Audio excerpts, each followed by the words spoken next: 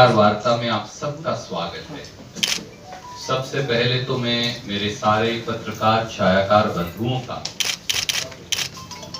और news portal चलाने वाले भी हमारे सब साथियों का, जिन्होंने इन 3 चरणों के चुनाव में बदलाव के इस यज्ञ में महत्वपूर्ण भूमिका निभाई, सच्चाई दिखाने में, कलम की लेखनी हो या कैमरे का चित्र, विशेष तौर से सच्चाई की इस लड़ाई में सच्चाई के साथ खड़े रहने के लिए मैं आपका धन्यवाद करता हूं। नीतीश सरकार ने अब रिटायरमेंट की स्वीकार, अब आगे बढ़ेगा बिहार। तीसरे चरण का चुनाव प्रचार खत्म होने के साथ साथ महागठबंधन के चुनाव की सोंधी खुशबू आ रही है। इस खुशबू में उम्मीदें हैं युवाओं के रोजगार की, किसान की कर्ज माफी की, फसलों के दाम की, अपराध पर लगाम की, बेहतर शिक्षा और स्वास्थ्य की, नए उद्योग और धंधों की, प्रवासी मजदूरों के लिए आशा की एक नई किरण की। साथियों, इतिहास साक्षी है कि बिहार ने हमेशा देश की राजनीति की दशा और दिशा बदली है। बिहार का यह चुनाव भी प्रदेश और देश में भविष्य की राजनीति को बदलने वाला है।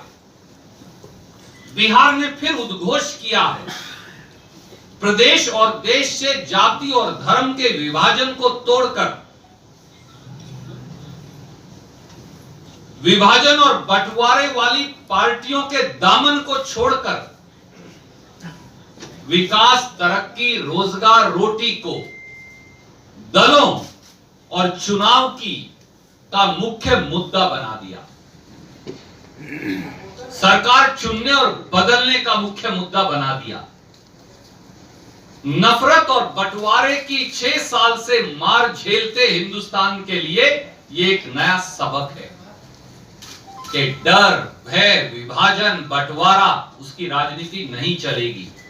हिंदू मुसलमान, शमशान, कब्रिस्तान, ये राजनीति का अंत हो गया। 6 साल चल चुकी।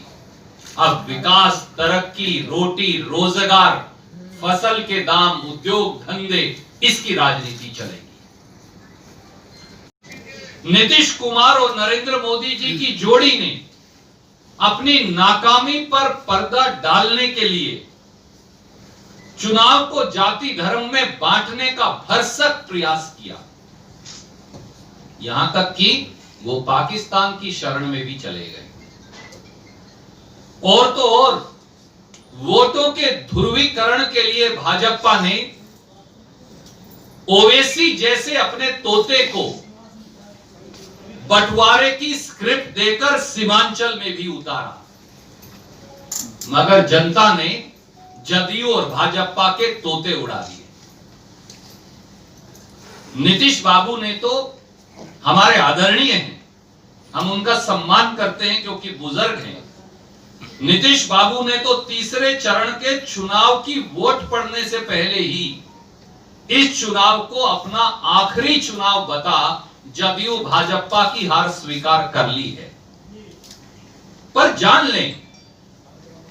लें कि जदयू भाजपा का टायर्ड और